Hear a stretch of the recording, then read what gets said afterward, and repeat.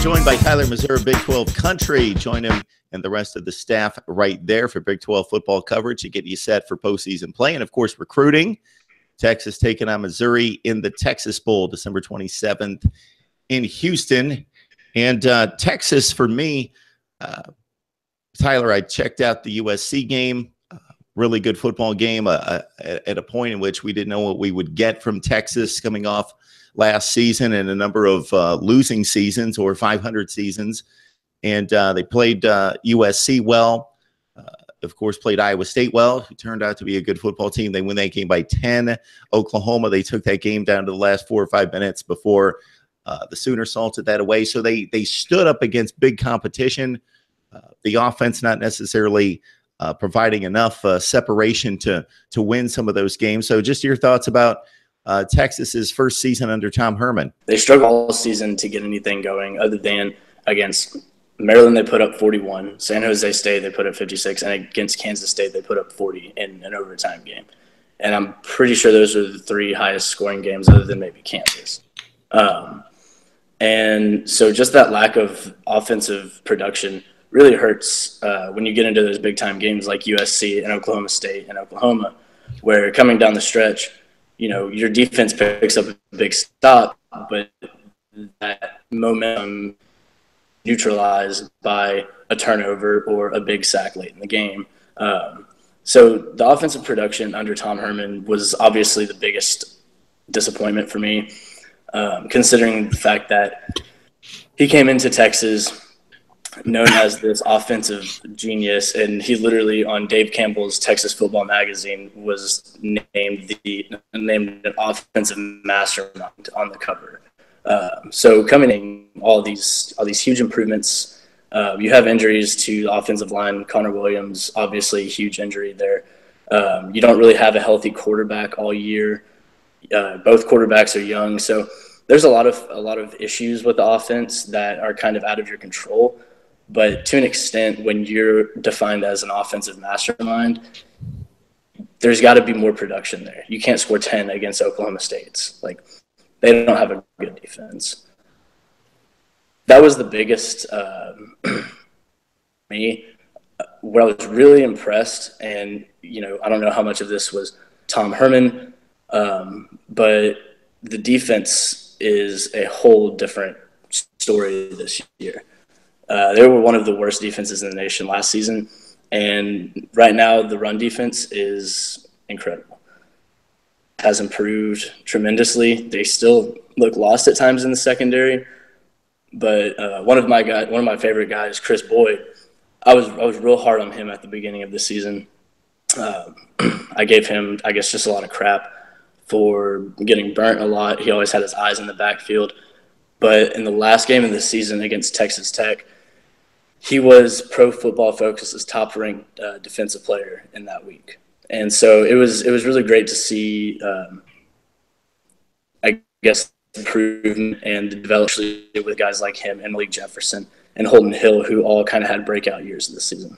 Yeah, Chris Boyd finished with 14 passes defensed. You mentioned Malik Jefferson. Most people, if they know one player on the Texas defense, that's the guy.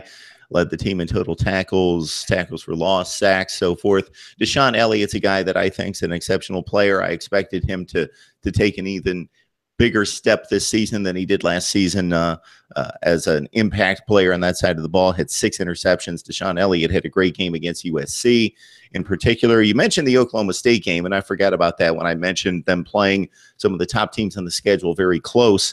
I did see that game, and on one hand, yeah, it's disappointing that you can't muster more than 10 points in an overtime game, right? Overtime game against Oklahoma State because their defense isn't it's pretty marginal. But on the other hand, you know, they're scoring big points against everyone, 52 against Oklahoma.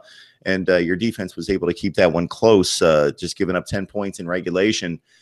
So that's pretty impressive for this Texas team because I think you have the framework in place, and obviously the recruiting classes are going to follow Tom Herman. So the future has to be much brighter than what we've seen in the last 10 years out of Texas football. So despite 7-5, when it could have been better than that, I think everyone expected going in that it wasn't going to be the cleanest season.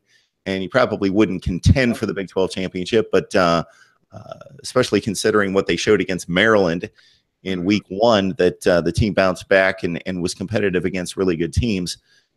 So you got to be optimistic, I would think. Well, and that's kind of been the story of the year, is moral victories. We got a lot of them. Unfortunately, they weren't good wins. They were just moral victories and good losses. And, I mean, like you said, a lot of Texans are optimistic about the future, and they like to think, you know, good, like those are losses, but those are losses that we can take. But at the same time, there's a lot of Texas fans who are sick of losing those games and would like to see one go the other way for once. And that kind of happened in the West Virginia game. Of course, Will Greer got hurt in the first quarter of that game.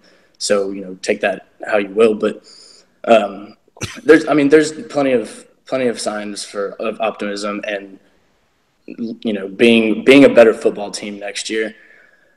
Like I said, I hope this recruiting class can develop. In regards to Texas's penchant for playing really good teams close here in 2017, yeah, what happens in the future? That could be a really good sign, because you put things together. Tom Herman really installs his offense, but get some of his players in place, and year 2, there's that marked improvement. Or does it become a Tennessee situation where that's what they showed for a couple of years, was they could play Alabama and Arkansas and some really good teams very close. Arkansas was decent at that point, and Oklahoma, they took to overtime and played really close as well, but then they never improved from that, and they never got over the hump and never won those big games. So obviously Tom Herman's only got 1 season in the books. We'll see what if we're having the same discussion in 2 years, then it's time for him to move along, and he hasn't really shown that he can break through. But I think there's a lot of football to be played before we can make that assessment. So you got kind of an antithesis matchup with Missouri in the Texas Bowl, because we're talking Texas offense struggling, the defense stout.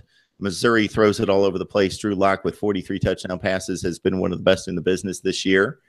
And your thoughts about Missouri, and based on what you know, how this really matches up? Like you said, that passing game, it scares me a little bit. I'm not going to lie to you. We've obviously gone up against some cracks in Mason Rudolph, Arnold. All 3 of those guys, elite quarterbacks, came into the year as Heisman contenders.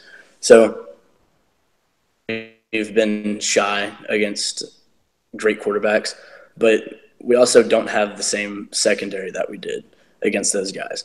Holton Hill was suspended for the final, I guess it was 3 games of the season, and he has declared for the draft. Obviously, he wasn't going to play in the bowl game.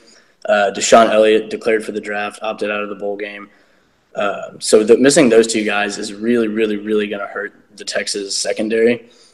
I think they'll be okay, because as far as I can see with Missouri, they don't have a ton of elite receivers. I mean, obviously they've got Jamon Moore, who's a redshirt senior, and he's going to be impressive. But with the improvements that Chris Boyd has shown, I trust him to shut him down.